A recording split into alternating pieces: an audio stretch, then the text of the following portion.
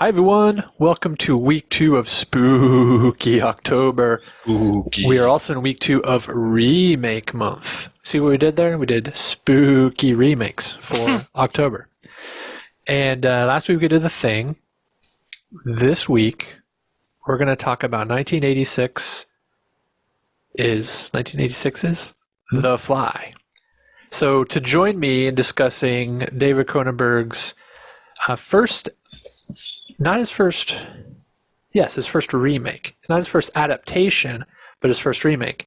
I have Jeff Arbuckle. Jeff, say hello. I'm so glad to be a guest on this episode, considering it took us about 40 minutes to get to introducing us. Chuck, how do you feel? How you doing? Hey, Chuck's here too. I feel pretty good. Brundle Chuck feels good. Brundle Chuck. I like it. Got a little bit of Brundle stubble there. Yeah. Yep. So this is our fourth Cronenberg. We're collecting them all eventually. And I did Rabbit on I think it was like episode 7 or something on Monster Monday. It was way back. But this is our most contemporary Cronenberg of the ones we've covered. Everything else we've covered has been earlier than this.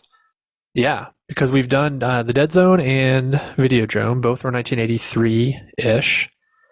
And we did The Brood. That's 1979, I believe. And The Fly. Yeah. So The Fly is 1986. And this is really Cronenberg's, his only, like, to this point, his only big Hollywood movie. This was his first big Hollywood movie. And he never made a lot of them. He made a couple later in his career, like A History of Violence and Eastern Promises. Could be considered Hollywood movies, but this was really his first one. It's probably, up until A History of Violence, probably his most financially successful. Yeah, it was movie. It was a pretty big hit. Yeah, pretty big. I mean, I love those movies that are made for like 10, 15 million that make about 60. That's pretty good. I like that. One thing many people would be surprised to know about this movie is it produced by Mel Brooks. Yeah, it is. Yeah, his name has come up a lot lately for stuff. Like, didn't he work with Lynch? He did. He produced the Elephant Man. Yeah. Elephant Man Very was supportive a little guy, bit before this. like. Yeah. Well, he went out of his way as a producer to produce and champion movies outside of comedy. Like, he didn't want to be known as a producer for being the comedy guy. He wanted to really challenge himself and kind of shine a light on more diverse projects. Benefit to us. Yeah, for sure. This movie had kind of a weird way to the screen. Obviously, it's based on the 1956, 58 film. 57. Yeah. So it is kind of a remake, but it's also based on source material, just like last week's film, The Thing. Now, what's different about The Fly and The Thing, though, is that the original movie, based on Who Goes There, Thing from Another World, was not very faithful to its source material, but the 1983 Carpenter film was. 82. 82 Carpenter film was. And this is the opposite. The original 1958 film, The Fly, was very faithful to the short story, and this remake is not at all. There are many, many ways in which it diverges from the source material. Really, the only thing that's the same is there's a scientist who is experimenting with teleportation and merges himself with a fly in some way. And the story and the original movie, it's kind of dumb. It's like a body swap. The fly switches an arm and a head with each other. So there's two entities floating around, right? It's kind of goofy, but it's fun. I mean, it's a fun movie. Help me! Is that the original, or is that Return of the Fly? That's the original. That's the original. The original is it's a beautiful film. I really like how it's shot. It's a beautiful Technicolor. Its sequels, not so much. Sequels were black and white and not very good. And cheap as fuck. Except cheap. Vincent Price is in Return of the Fly, right? Was he in the sequel? I'm not sure. I mean, he was in everything. He was definitely right? he was definitely in The Fly. I mean, he's like the kind of one of the main characters. But was the botanist dude, right? If I remember correctly. He's the brother of the scientist. Okay. Yeah. I thought he was like Vincent in a Price greenhouse or something. reprises his role as Francois Delambre. Because that makes sense, because the son of the Fly is like the scientist's kid who wants to figure out what happened to his dad. Yeah. Anyway, it's very different. I don't really know that we want to get into all the differences. Probably not. But what's interesting is that the guy who wrote the screenplay for this remake, Charles Pogue, he definitely wanted to take it in a different direction, but he kept a lot of the elements of the short story as well, like that it was a married couple, and kind of like some of the beats of that whole dynamic between the scientists and the married couple.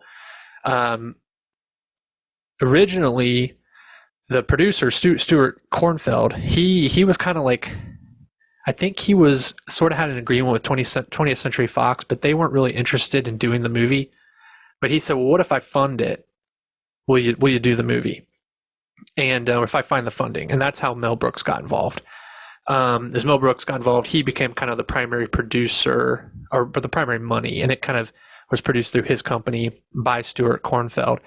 And Stuart Kornfeld wanted Cronenberg. It was his first choice, but Cronenberg was not available. He was developing Total Recall at the time. We talked a lot about that in the Total Recall episode that we did, but that whole deal fell apart. Him and Dino De Laurentiis just never saw eye to eye on what that project was. Cronenberg left it, and in the meantime, kind of a weird turn of events, very tragic turn of events happened. The guy who was hired to direct The Fly, his name is escaping me, I'm sorry. He was kind of like, he was hired, he was ready to go, he was developing the script, he was working in pre-production, and his wife and child died tragically in a car accident. Oh, wow. Yeah, and he needed obviously needed some time off, and talked to Mel Brooks about it. Mel Brooks was like, come back in 3 months. We'll put everything on hold. Come back in 3 months, tell me how you feel.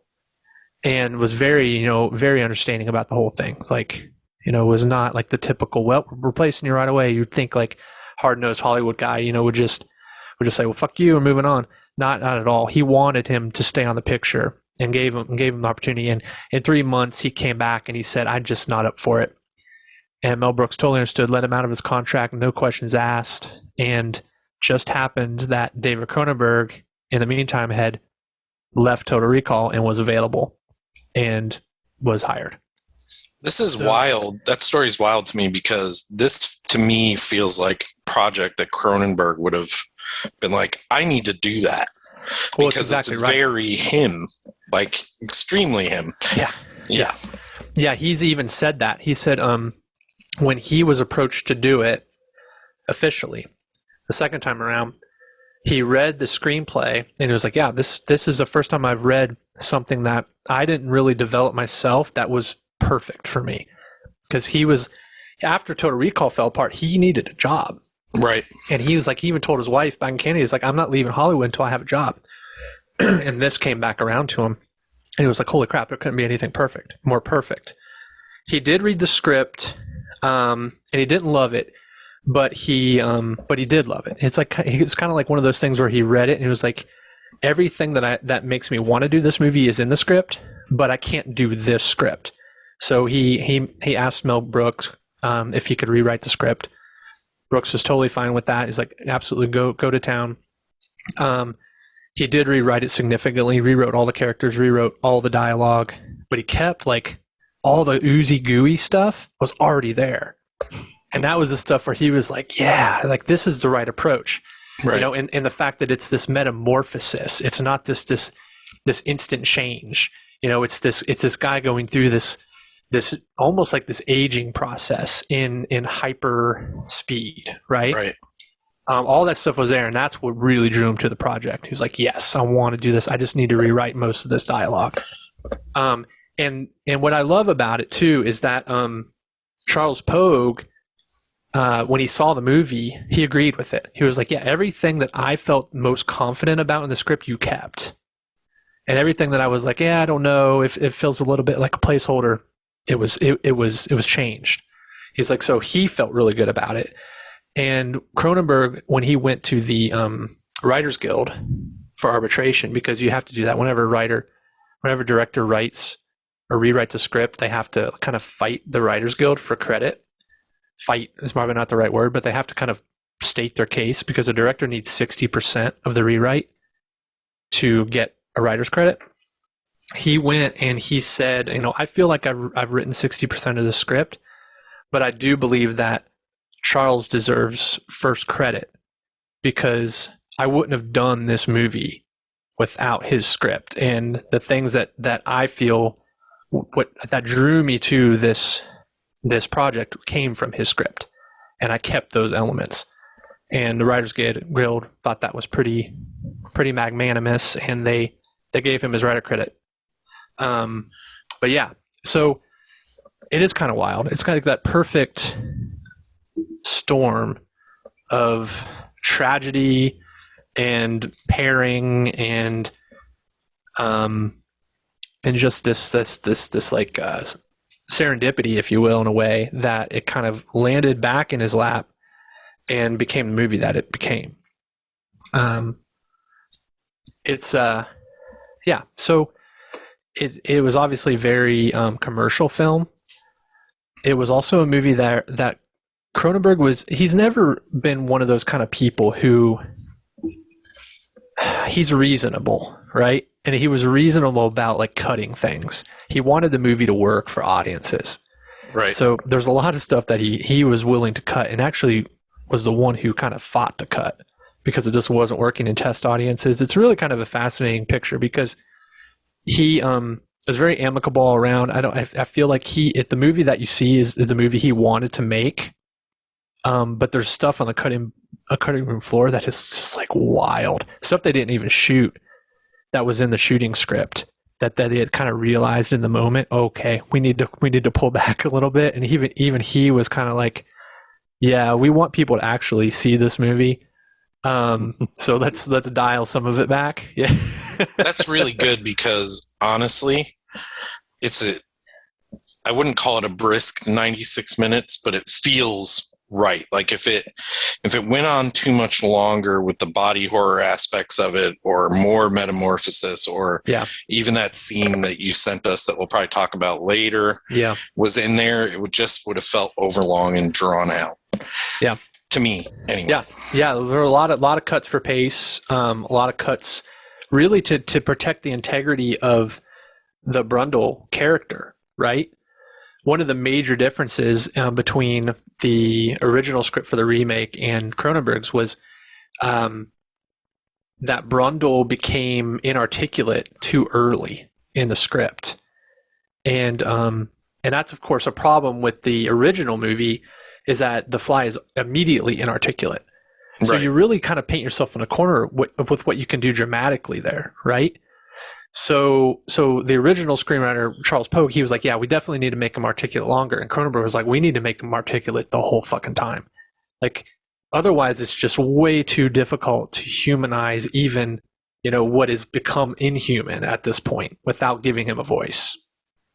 Yeah, and it's weird too, because when he's at his least articulate, he has one of his most powerful moments, interestingly. But yeah. Cool.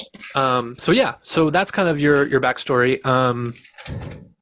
It's a good movie. So next week. Yeah, I was going to say, should I call Jeff and tell him he can come back now, or? Wait, what? Hang on a second. I stepped away. No, that's a cool backstory. I dig that. But yeah, so you mentioned, Jeff, that this movie wastes no time. No, you enter in mid-conversation between Jeff Goldblum and Gina Davis, and him basically trying to tell her that of all these people here at this little event that she's covering for Particle Magazine, I'm glad I remember that. Yes, Particle Magazine. of all those people, that all those people are lying about what they're. I mean, like, yeah, they're doing stuff, but what they think they're doing as far as changing the way life is a lie. He's got the real deal. Yeah. Now, what's kind of funny is that Yeah. you immediately think, oh, he's hitting on her. And I don't think he actually is, really. He's a very awkward person. Yes. And he is very awkward. He is kind of talking up a pretty girl who is paying attention to him. But at the same time, he just wants to talk about what he's doing. Yeah, he wants to keep talking to her. Yeah. And it's pretty obvious she's a fucking reporter. Right. He's like oblivious to that, which it kind of lends to his just social ineptitude. Right. Well, because it's like I said, it's questionable whether or not he's actually hitting on her. Yeah. Because he is he's been successful. He's already succeeded. We don't know that because he comes back and it's like, I'll prove it to you. You just got to come back to my weirdo apartment in an abandoned section of what's surely to be a Canadian town because it's Cronenberg. Yeah, it's filmed in Canada. Of course it is. Yeah. Here's a funny thing. Canada should put Cronenberg on their money. I mean, they really should. I mean, he has hired so many people. He should at least get one of their coins. Yeah. Right. Make it a fucked up coin too, like it's all misshapen and everything. To kind of put a stamp on this movie, just gets right to it. First thing Cronenberg said to Mel Brooks was, "This script starts on page 19. I'm throwing out the first 18 pages." Yeah, there you go. And Mel Brooks said, "Okay." That's funny. So he's and basically, it really is like this. And in less than 10 minutes time, he proves that he can do teleportation by sending one of Gina Davis's stockings from one pod to the other. Yep. And she thinks that it was a hologram. Which even if it was a hologram, that would be impressive 35 years ago. But, but he's like, no, it's real. Here you go. You can have it. You pick it up, take it. And it's like, it's so like, I'm sure if the other 18 pages were there, it wouldn't have been necessary. No, totally wouldn't. You've got everything you need right here. You've got your conflict with her being a journalist and him realizing his mistake. Right, because the first thing she wants to do when she leaves is, I'm going home right now and writing this. Yeah. And he's like, no, you can't do that. He's like, I'm a reporter. It's like, and then he's like kind of dumbfounded by that. And it's like, dude, like, I think she even says it in that first moment that she's basically there for Particle magazine. Yeah. Yeah, I think she does too. And she even says, I have 3 more interviews to do. She does. Yeah. And he's like, but none of those people are telling you the truth. I've really changed life, Yeah, he thinks that she's some kind of like science groupie. Which is so goofy, but he's kind of a goofy guy. I love that this is, his teleportation is a magic trick, right?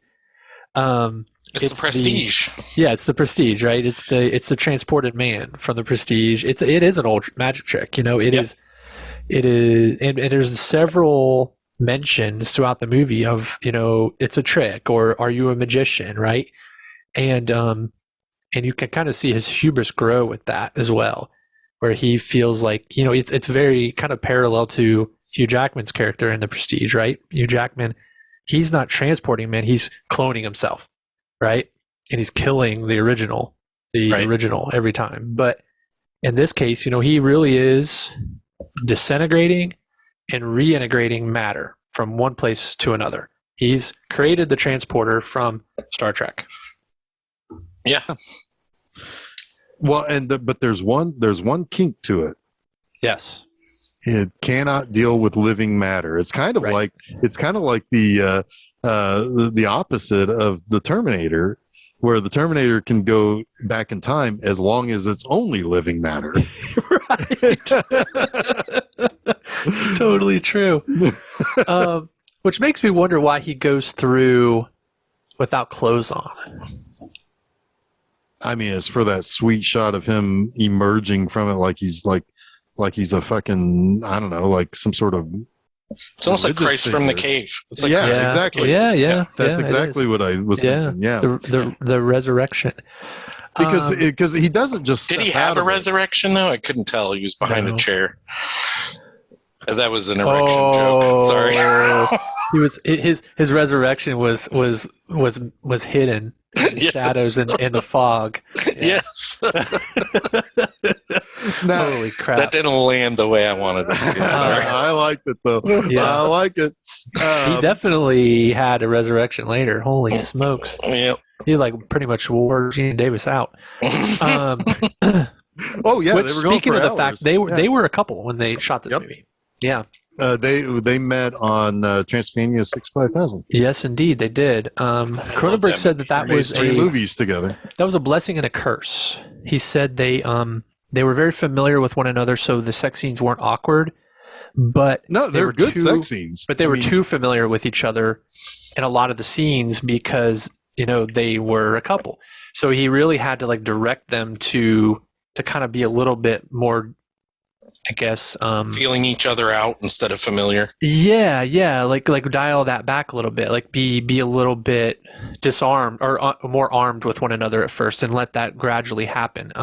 Because obviously they just met, right, in the movie.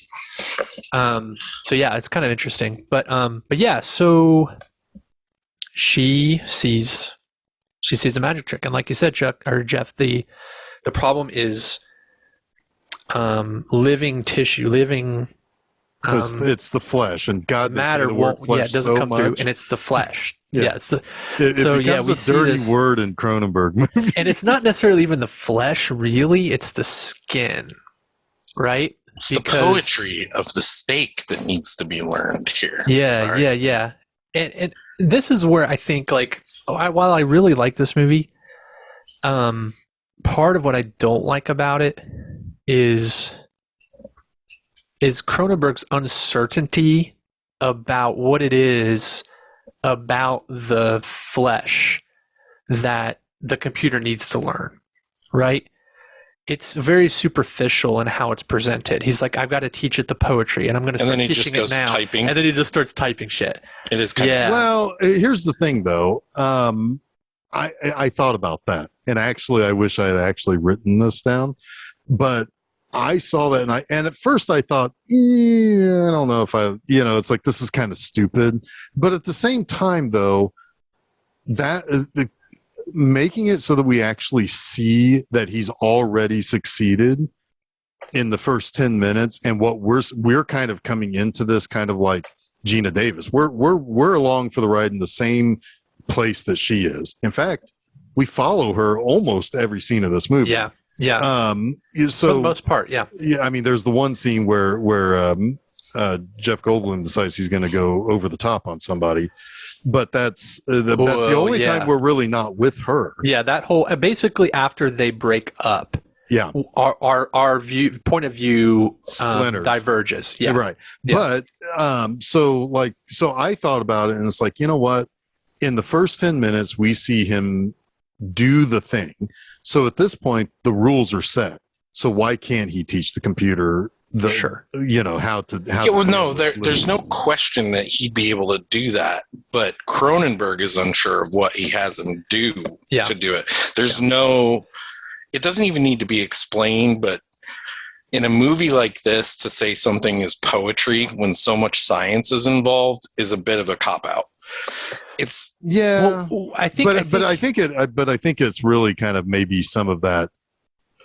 I would have rather it be called poetry than to have science babble in it. Yeah, we didn't need a lot of science babble, but having it be more confident in nature, I think, because it's almost like there's actually that really cool scene in the beginning that we didn't talk about where he brings Gina Davis home and he's very confident at the piano. It's the first time we see him like confident in anything.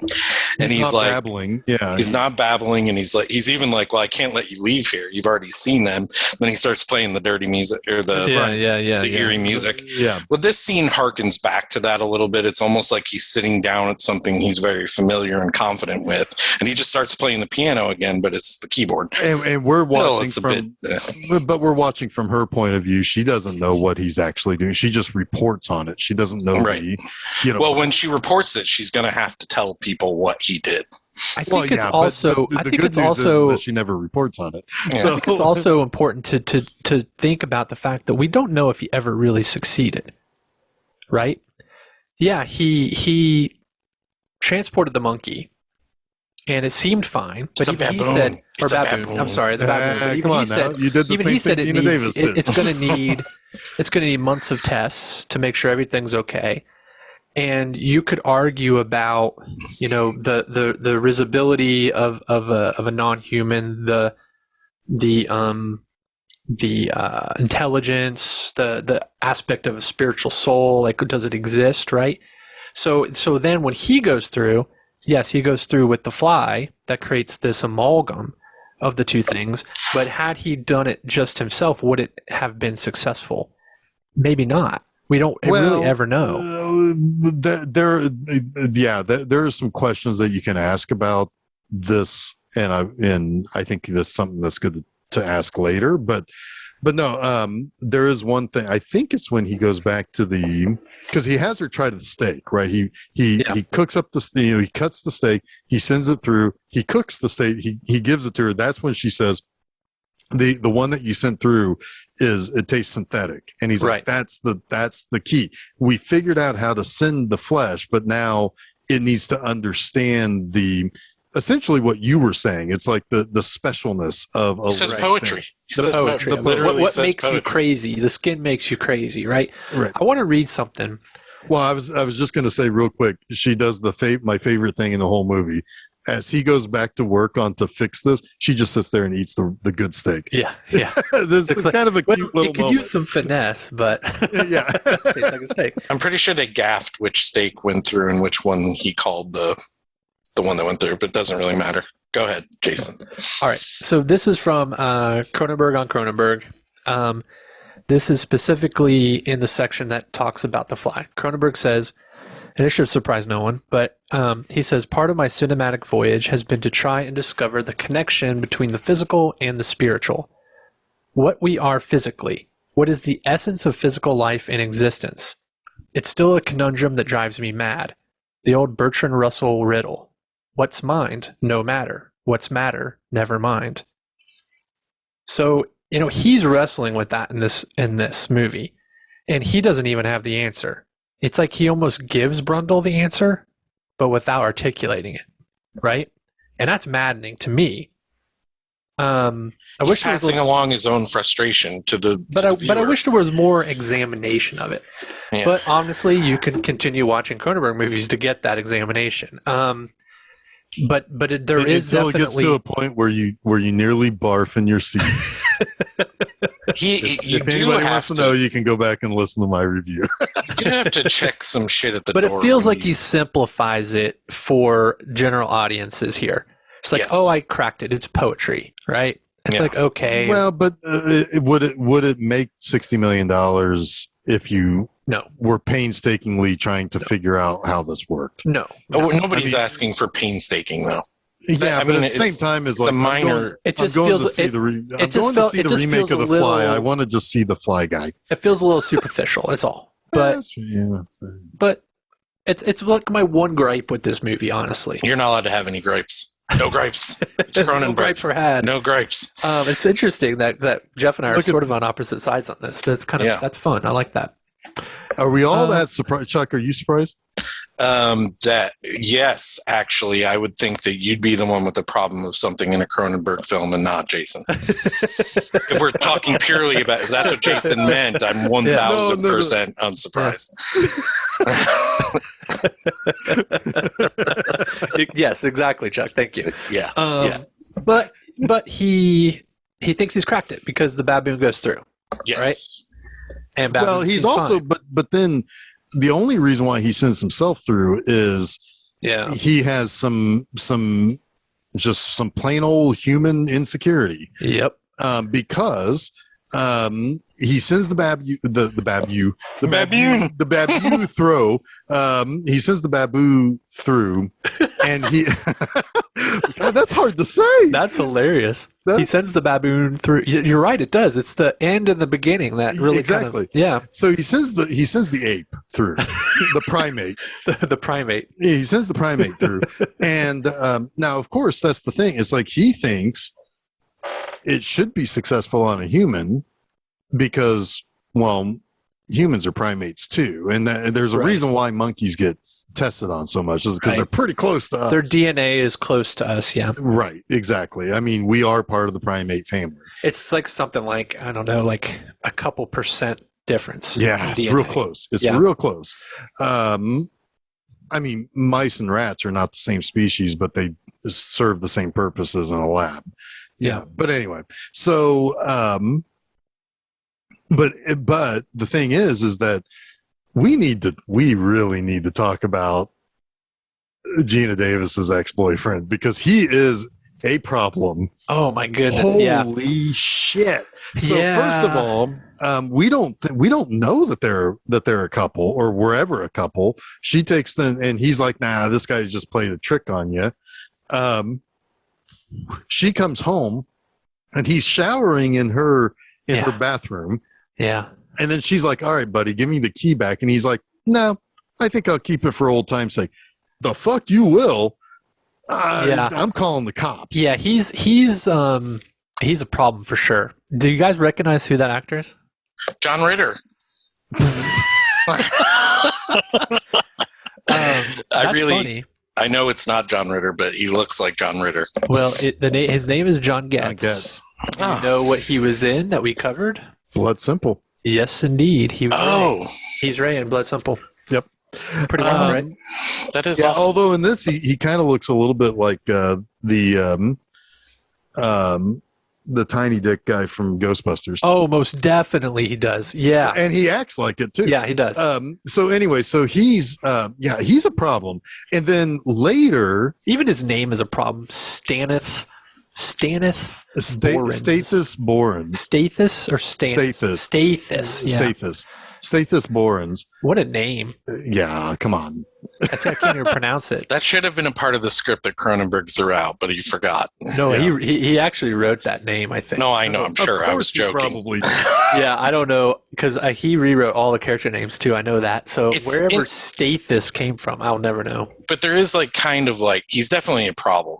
Yeah. But it's weird, I don't know if duality is the right word, but just the way that the arcs of Brundle is going and this guy is going is pretty interesting. But where they cross at the height of the cross is he realizes that, I mean, he starts following her.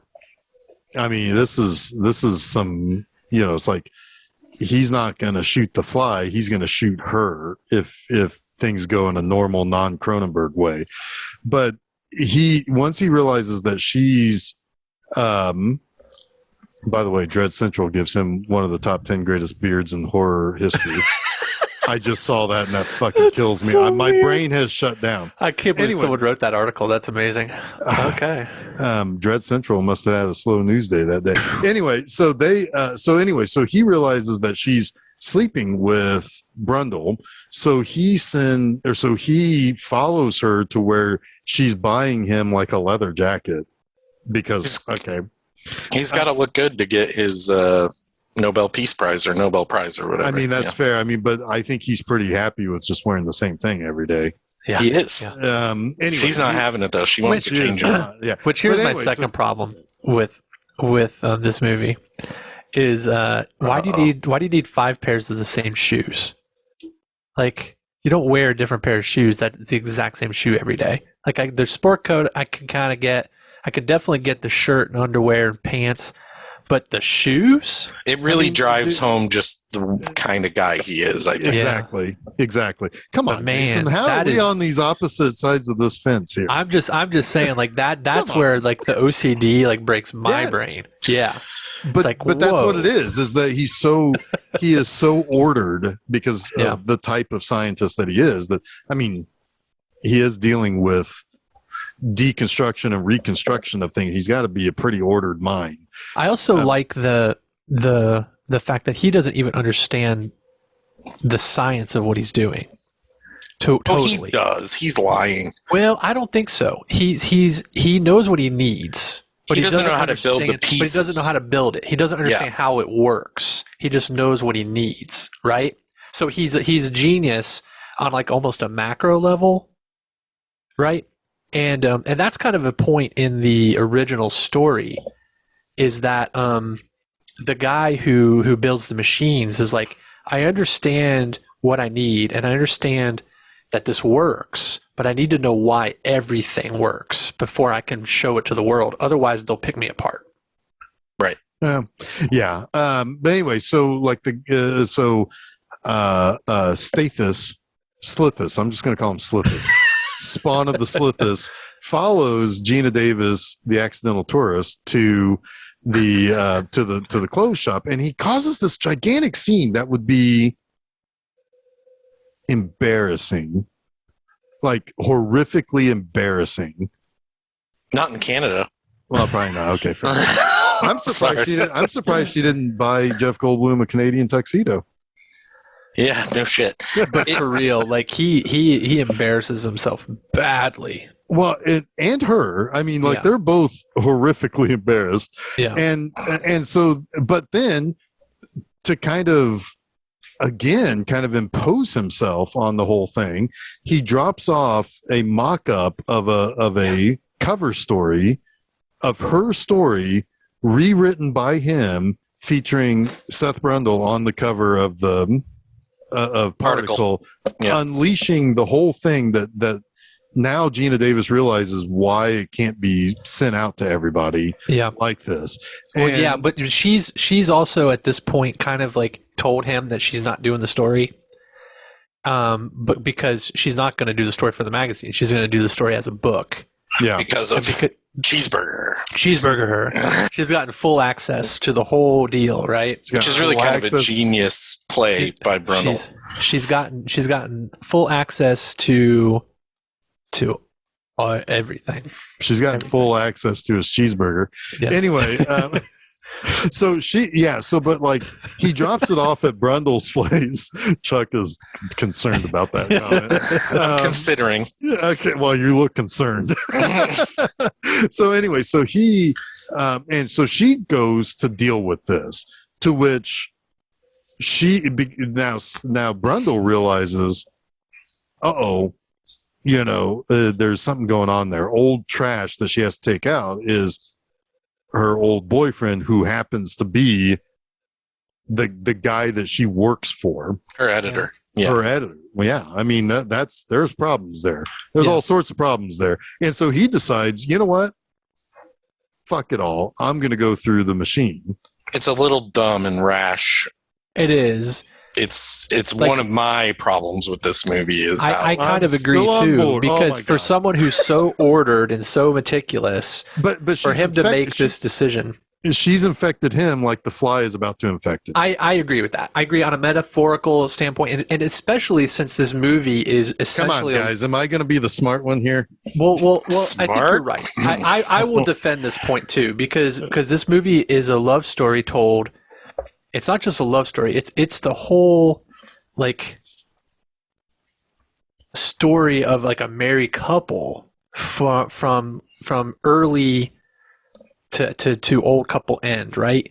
But told in a very compact way, in an accelerated way, and that's not really up for debate. That's like Cronenberg saying this movie is a love story about aging and what that does to a relationship, right?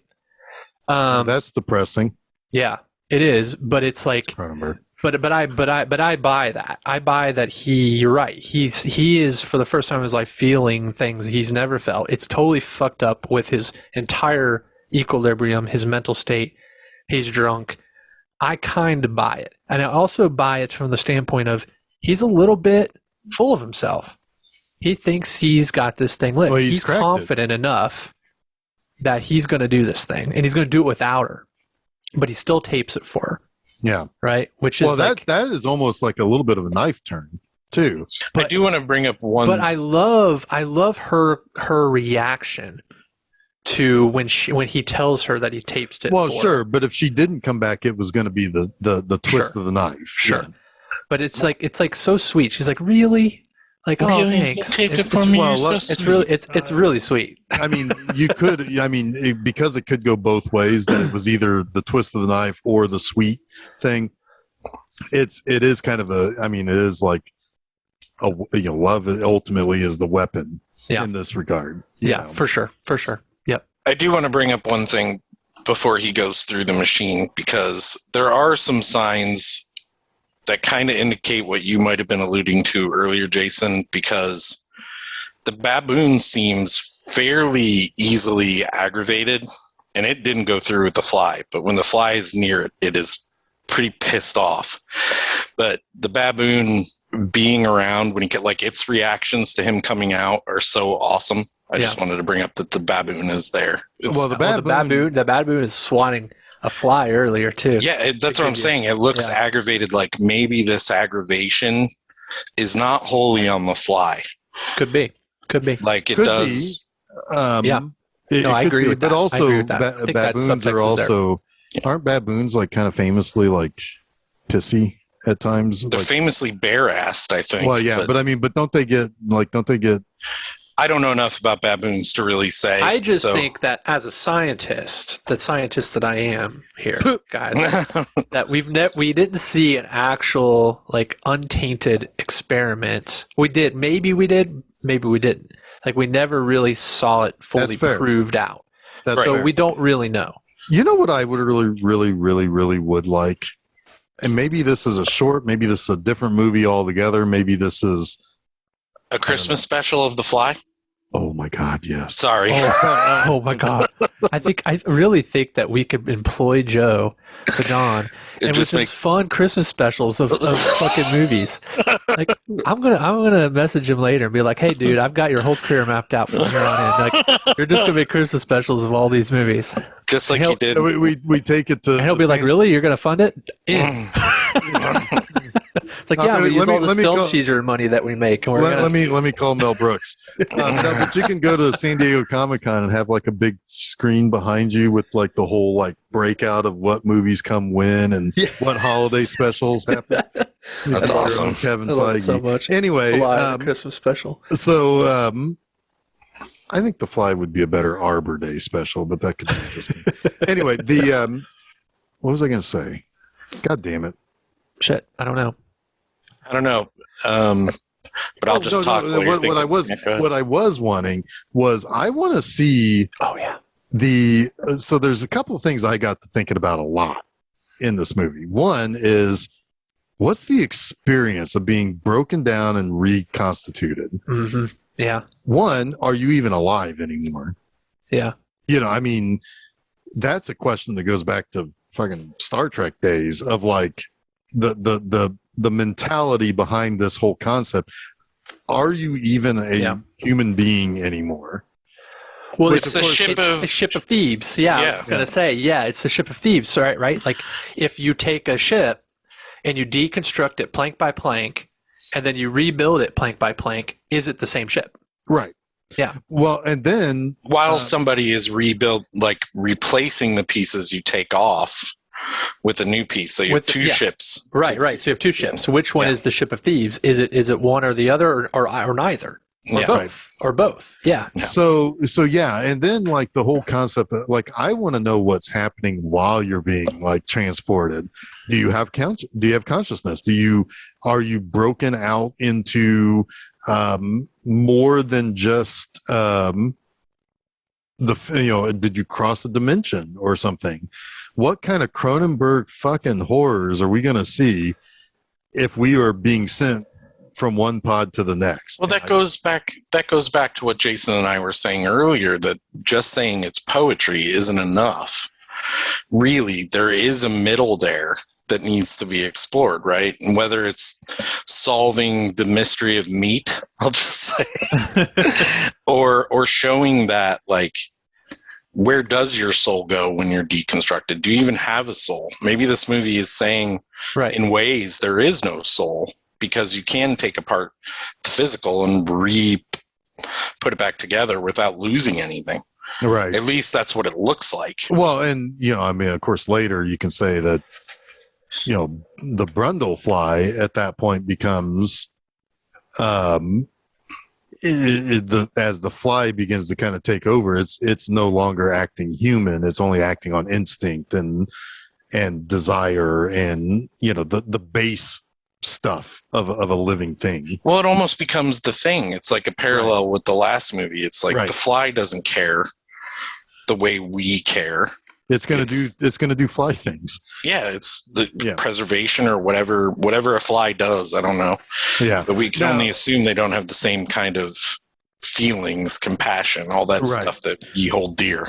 But no, I just kind of got to thinking about like all of that, the concept of like what happens, like what do you feel, what is the thing that but again, I go back to, it's important to throw out that extra 18 pages of the script because you needed to at least say, don't worry about how I figured it out. I can put you in that pod over there and then send you to that pod over there. And that's I have two things to say in response to this, and I think you're exactly right, Jeff. I think that's where your mind should be going. And Cronenberg himself calls this a metaphysical horror film, right?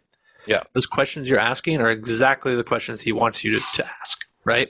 And those were the questions I was happy to ask myself. And there are also, interestingly enough, there is a deleted scene where she interviews him about what he experienced physically going from one pod to the next. And it was cut. It was like, we don't need it. And really, it was very kind of like superficial. It's like I didn't really feel anything. I showed up in the other tube, and I didn't even know that I had moved from one tube to the next, right? Or one pod to the next. He talks a little bit about like a sensation, but that really, he didn't feel anything different other than the fact that he does feel like his body is more efficient. It's working better, but that's the fly. What we learn is the fly, right? Yeah. I did want to say that the baboon, and maybe I mentioned this earlier, when he comes out and the baboon runs to him and jumps on him like it did earlier when it came out, it's looking around almost frantically for the fly that it knew went into the machine with him. It's really, really cool. I don't think I ever caught that. That's really cool. It's looking around. And I don't know, maybe it's just me. I like to read into subtext that maybe isn't even there, but it certainly looks like the baboon is looking for the fly. No, that's good stuff. Yeah, I like that. I mean, that shows that there's a perception, right? Yeah. That even he is now not aware of, that it's a mistake, right? Yeah. It's a defect that ultimately is the beginning of his demise. Yeah. Cool. Interesting. Very interesting. I was trying to find, I had a whole you could probably talk a lot about like the Kafka-esque elements of this movie, right? And the metamorphosis, but I'm not smart enough to get into all of that. But it's definitely there, right? It's a deep penetrating dive into the plasma pool, Jason. That's what it is. And you're not ready for it. The only person that's ready for it is Brundle. My best understanding of Kafka is from home movies. It's like the living like a bug ain't easy. Metamorphosing. I do want to talk a little bit about the one thing I know about Kafka is from speaking of Adult Swim stuff, is from Mission Hill, where Andy French draws the little cartoon where somebody says Kafka-esque out of like actually not knowing what that means to say something is Kafka-esque.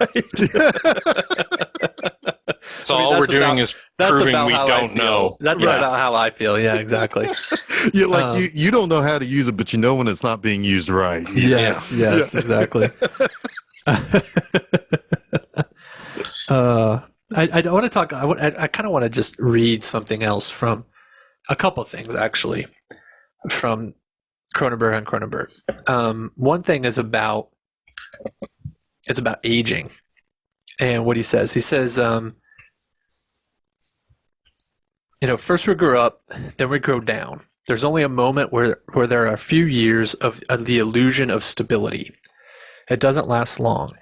I read a nice article that talked about the older mind being a different kind of mind, with different strengths and weaknesses from the younger mind.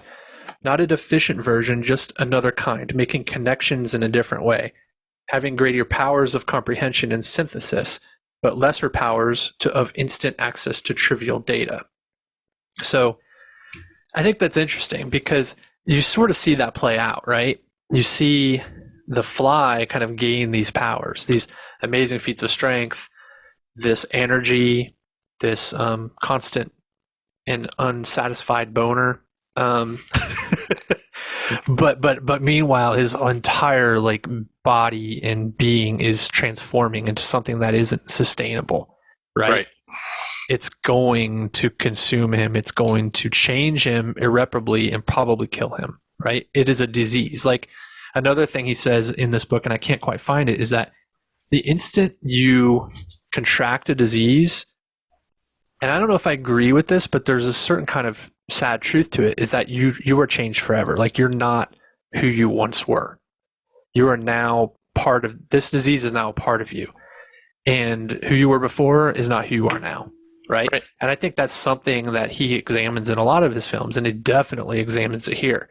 I mean, there couldn't be a more blatant metaphor here for disease than the transformation that he goes through as the Fly. I have two things I want to say to that. One being, on a subconscious level, I definitely agree with him. Because that impact of whatever this is, whatever that disease is, whatever that change is, you'll probably carry forever. Mm-hmm. Whether you can overcome it in a personal decision way, yes, probably. So that's where I would probably lean towards disagreement with you. Mm-hmm. But there is an interesting use of unconscious versus subconscious early in the movie when Stathis or Slathis, whatever the hell his name is, Slithis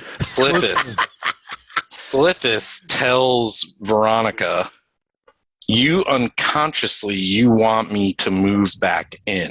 Yeah. Right. Is that a mistake, or am I supposed to, because it should be subconscious, like in the way that I think about it, it should be subconscious, right? Is there something? Unconscious means you're asleep. Subconscious means you don't think about it. So is this just a mistake in the script and the saying, or is there something you're supposed to see there?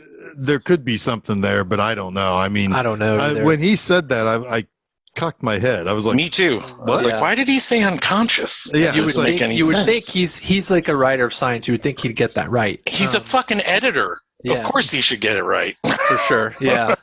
It does feel a little bit like a gaffe. Yeah.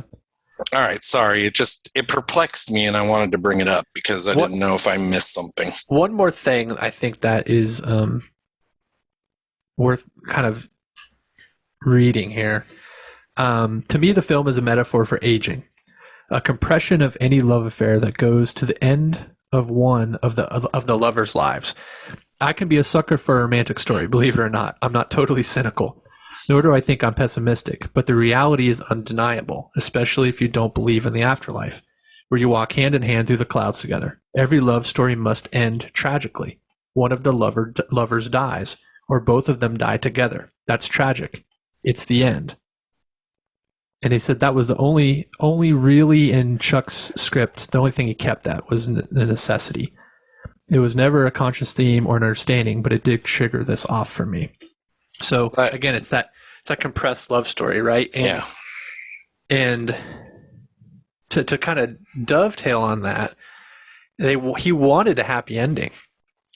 Cronenberg actually tried to make a happy ending work. He says, we were always taught that one of the strong distinguishing characteristics in Shakespearean tragedy was that at the end there was an undercutting of the tragedy with the suggestion that the kingdom will go on in a much better way. Things will be stronger. It helps to ease the tragedy. So he did try to make he tried it in Dead Zone too, and it didn't work. And he tried it in The Fly as well, where he had kind of like this happy ending with sort of this like butterfly fetus thing. It was really bizarre. I think it didn't work probably just because it's incomprehensible because it was supposed to be. But that maggot worked really well that he pulled that. Maggot. That scene is amazing. Yeah, because that's him pulling that out. I was going to say that's him, right? Perfect cameo. Yeah, exactly. But yeah, the ending that they shot was like her and Stathis in bed together. They've gotten back together. It's implied that she had aborted Brundle's baby. Eric Stoltz. Baby. Aborted Stoltz, yeah. Yeah. And gave birth to Michael J. Fox. Michael J. Fox instead. Yeah. But Michael J. Fox had like a butterfly wings. It's super weird. That didn't work at all. So they cut it out of the tests. Yeah. It's really weird. But that's a good joke. Jeez. Wow. It took me a minute to even get the joke, but now I get it.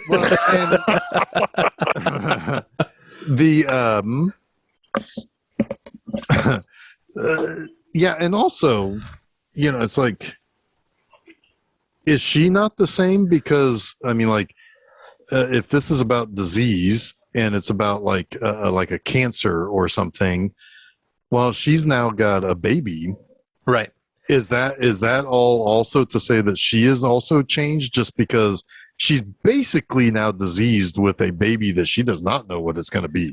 See, that's where I think that Brundle calls it a disease several times, but I don't think it is. I mean, it is truly like a cellular molecular change, right? He is a different being, and that being is going through a metamorphosis. It's not a disease. It's just who the fuck he is now, right?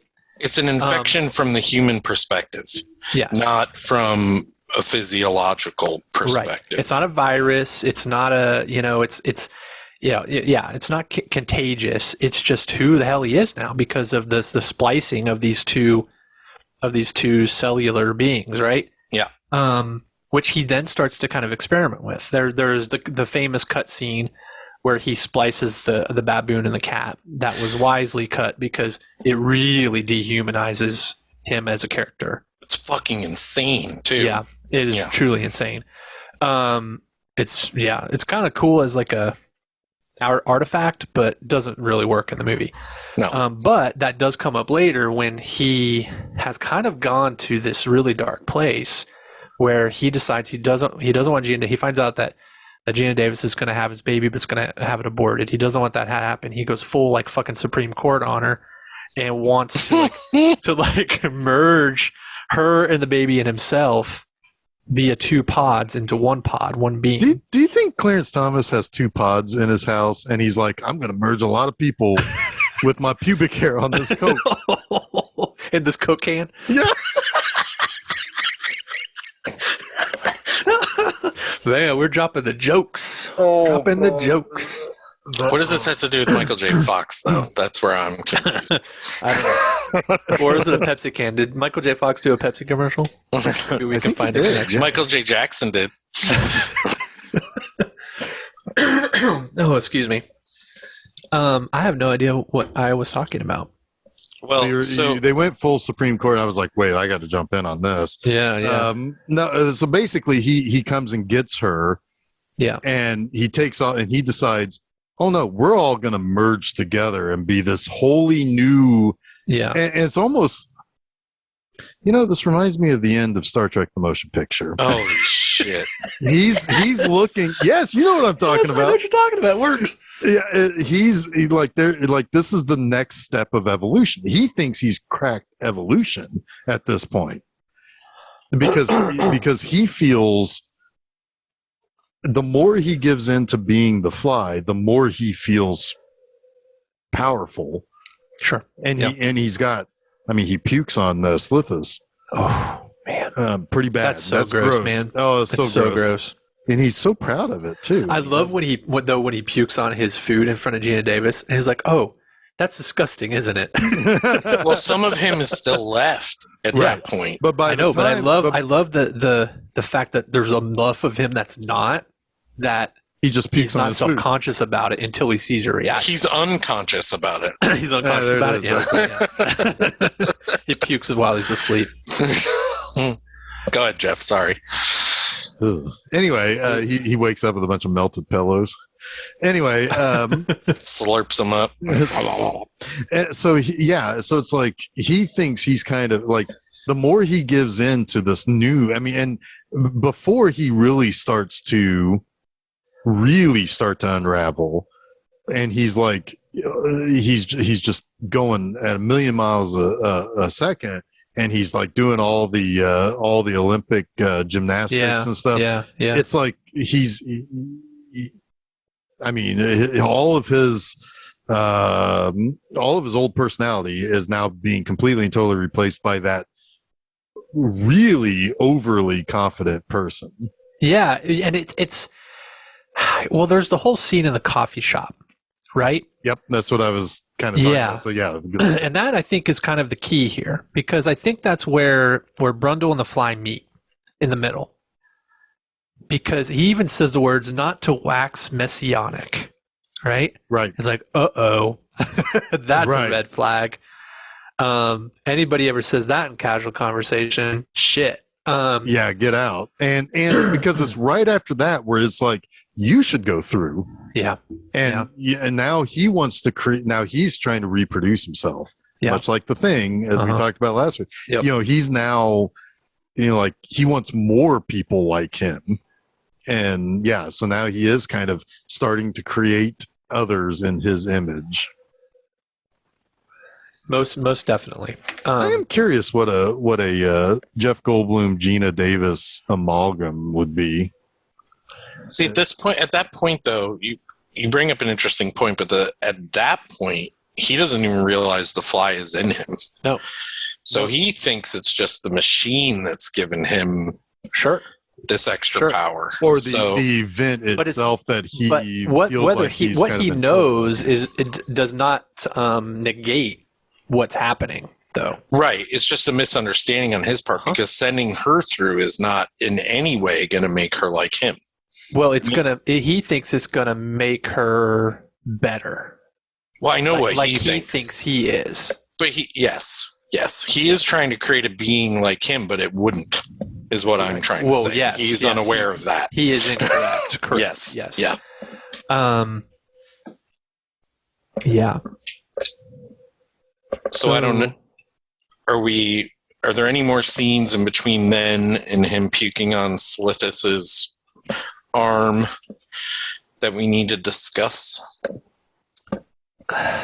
Well, when he goes to, so the one thing I remember the most with the first time I watched this movie was him going to the to the arm wrestling. Yeah, the bar. Yeah, he goes to the bar and he meets what's her name? Trixie. Oh yeah. Whatever her name is. Tawny. Tawny. And she's like, well, it's like it's like, I think I'm going to go home with Marky tonight. Now, Marky looks an awful lot like, at first I thought it was Robert Zadar, because it was that same catcher's mitt of a face. Yeah. And it's like, oh no, wait, no, it's somebody else completely. And he's a heavyweight boxer. That's George Chuvalo. So he must have come right out of a fight where he took a lot to the face, because that was pretty puffy. That dude was never knocked down in his 93 professional bouts, including fights against Muhammad Ali, Joe Frazier, and George Foreman. Jesus, that's wild. That is insane. That is insane. That's totally insane. Anyway, so he's like, so basically, Brundle's like, hey, you know what? If I beat Marky, then you come home with me. Basically, he's treating her kind of. At this point, she's kind of subhuman to him, because he wants to get off and then he wants to send her through the machine.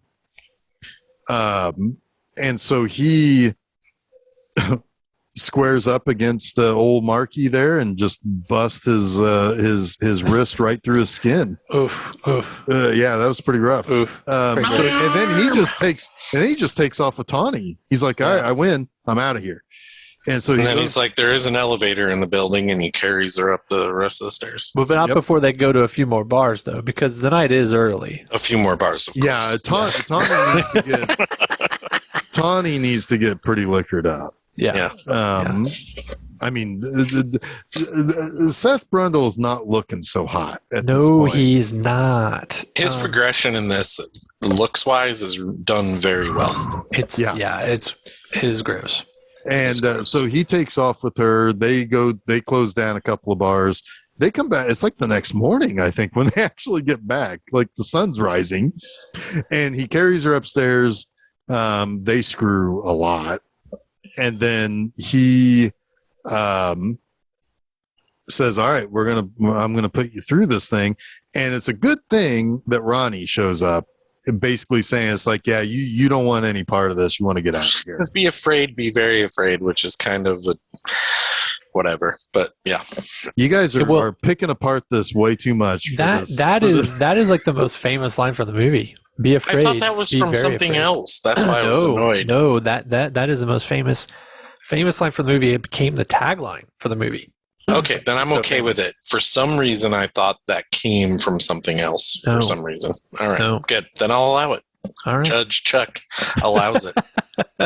What's interesting about that whole thing with Tawny too is that he's definitely gone beyond even the idea that he wanted to create someone that's an equal to him that he could have sex with all the time.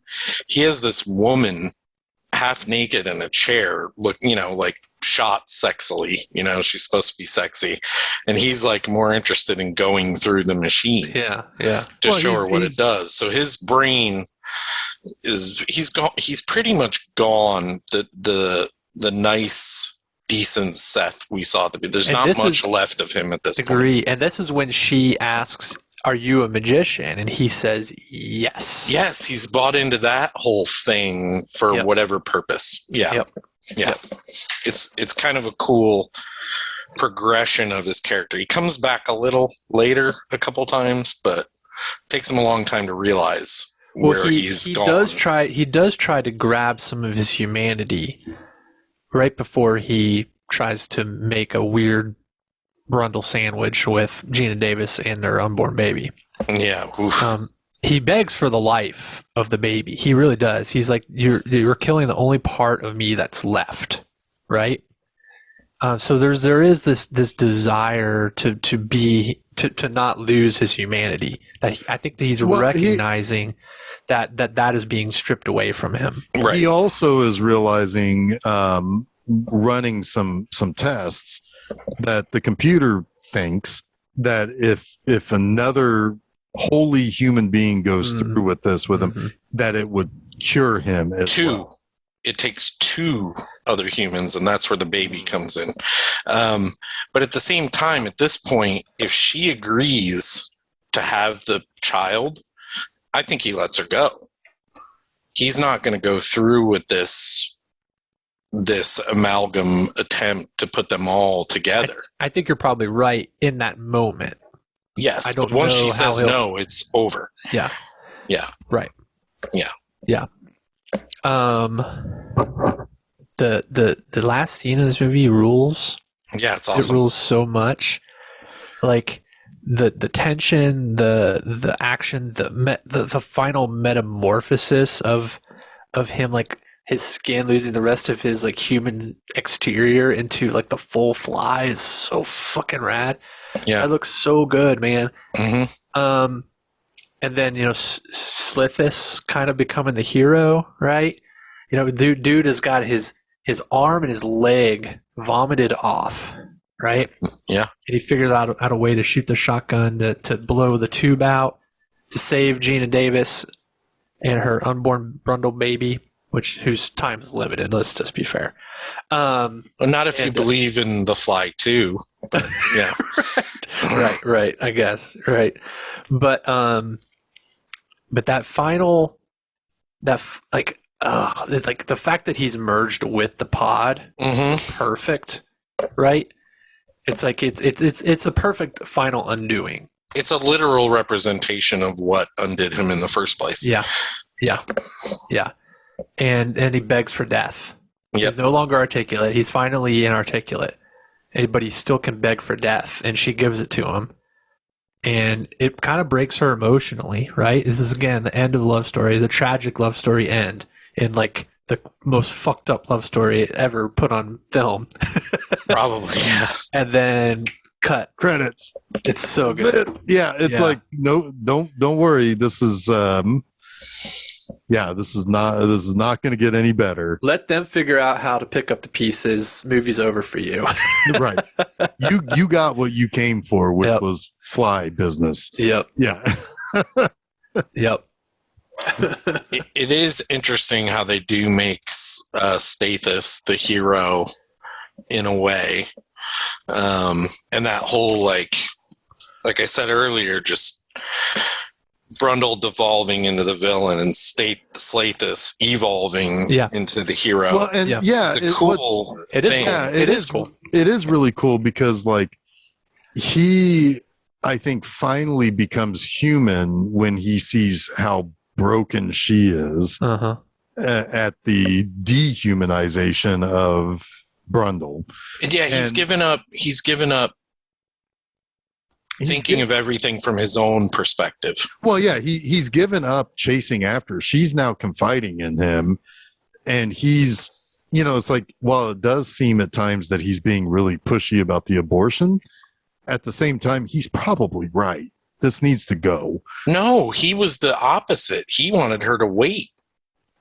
Once he gets her to, once he sets it up in the middle of the night, he's fighting for her. He's not fighting on his own behalf. I agree. Like he's like, I can't arrange it at this hour.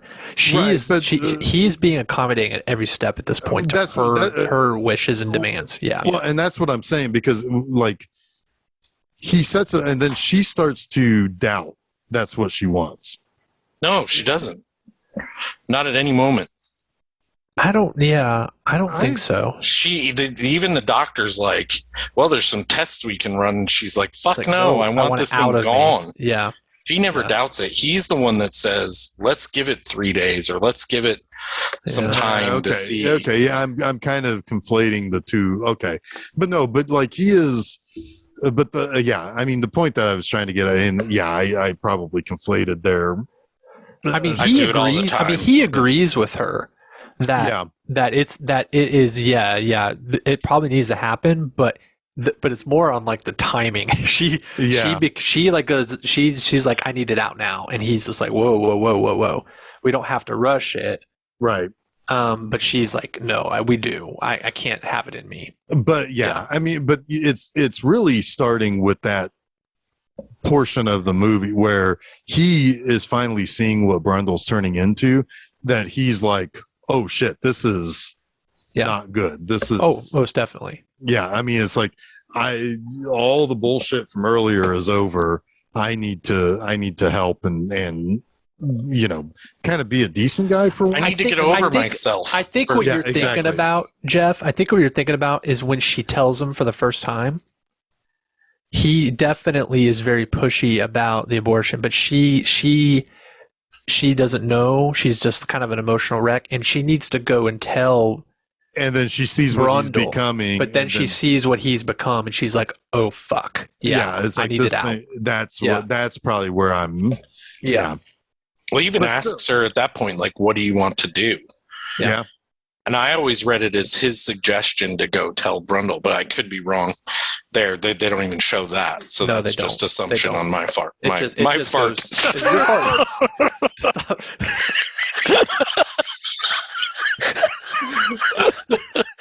You can just assume I farted, guys. Yeah. Sorry. I definitely did. I usually do. Yeah, I usually do. Yeah.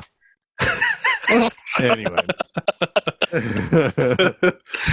Well, that's what they do say about assuming, right? It makes an ass out of you and fart. So. Yep, it sure does. Yowzers! Wow. Boy. Well, I think we've. I think we've done enough unconscious flatulence of this. Yeah. Is there any other kind? None that I can. Yeah. So anyway, this is, I mean, this is a movie that I do think got really good reviews. I did. Yeah. We talked about it last week, how like the gore was not appreciated just 4 years earlier with The Thing, but here, a different thing. Yeah, I mean, special effects, and I mean, it won the Oscar for makeup. Yes, it did. Very, Very deservedly. deserving. Yeah. Yep.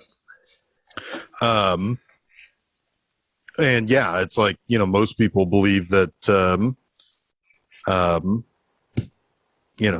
the acting, particularly by Goldblum, was like top notch. Gene Siskel named The Fly the 10th best film of 1986. So there you go. There's a guy you would not have expected to have ever put this on a top 10 list, and there it is.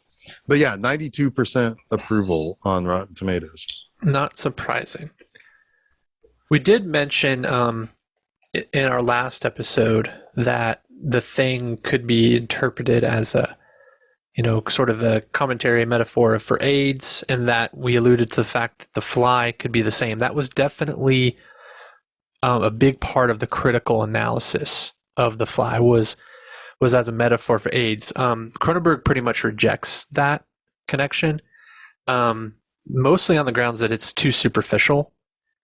He says, I see it as talking about mortality, about our vulnerability and the tragedy of human loss, the difficulty in accepting it, and the difficulty of coming to terms with it when you've got it. We've all got to do that. When children die, we feel it's more tragic because they're not supposed to die. They're supposed to live to be 80. There's a potential that never happened. That's tragic. AIDS is tragic. But beyond it all, I'm digging deeper. We've all got the disease of being finite. And consciousness is the original sin. Consciousness of the inevitability of our death. The minute you're born is the minute you start to die. That's what I that's said. exactly what I was about to say. That's just to put a nice little happy point on this, I think. Yeah. Now we are bereft. And nihilistic. Yeah. What's next week? What's next? Ooh, we got a good one. We do. They're all good ones. They're all good ones this month. They're all good ones. All we do is good ones. True. Yeah. That's true. I mean, that's what we are, the good ones. Let's just rename the show The Good Ones. But Oh. What'd you say? So maybe not Dick Tracy, but Yeah. I was hoping he didn't hear you and that you left it. twist the knife. Next week. We've got what do we got next week? Tell us, Jeff. 1979's Nosferatu the Vampire. Indeed. It's our first foray into Herzog. Yeah. Yeah. Boy, I'm excited about that. Talk about a guy who's going to be nihilistic. Man, he's an interesting dude, isn't he? Oh my God! Whenever he talks about anything light and fuzzy, it's the funniest fucking thing on the planet. Whenever he talks about anything, it's totally engrossing because his voices could just like I honestly want everything in my life that is a computer voice to be his voice.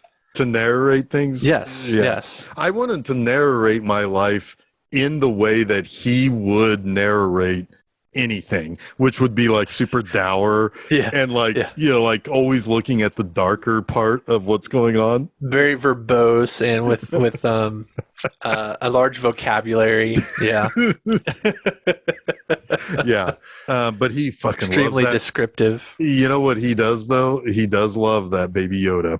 He does. Oh my God, he does. Bring me the child. So anyway, so that is next Wednesday. I'm inching ever closer to also my 200th Monster Mondays, which also happens to be Nosferatu. Oh, neat. But the original one. The OG.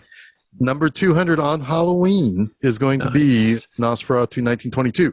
However, forget about that for right now, because next Monday is 1925's The Phantom of the Opera.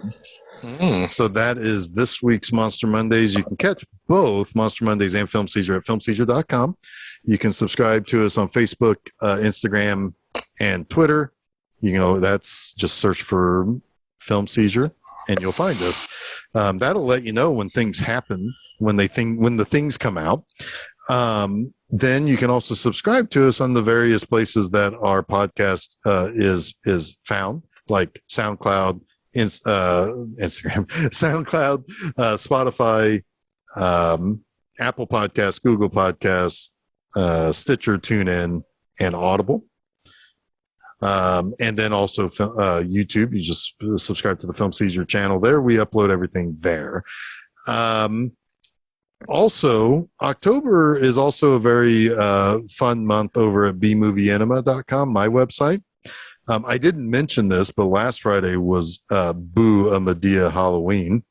And the first word should sum up all of it. But this upcoming Friday is Heck-O-Lantern. Nice. Fun time in October, guys. Fun times. That is what's going on there. Yeah, I think we did everything that we're supposed to, right? I think so. I think we've done it. Well, also, I suspect that this weekend you'll hear, at least from me, if not all three of us, on our review of Halloween Kills. That will probably be this weekend as well. Oh, shit. When is that out? October 14th. This week. Oh, jeepers. Yeah. Sounds like we need to get around a fire and project it on a wall.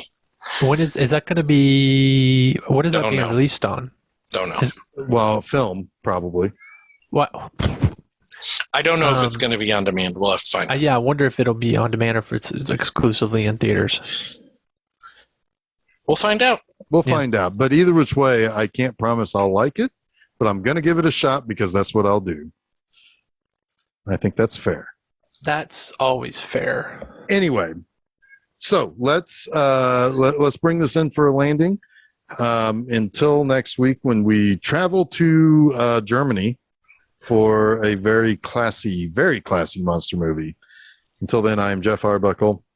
I'm Maggot Baby Brundlechuck. I don't ever want to see what that looks like. I do. I will work on that right now. Oh, no. Oh, you should put it into one of those AI generators. Oh my God. You don't need to teach it. You don't need to teach it what Chuck is, though. The poetry of Chuck. The poetry of Chuck. Yeah. And I'm Jason Oliver, and you have been listening to Film Seizure.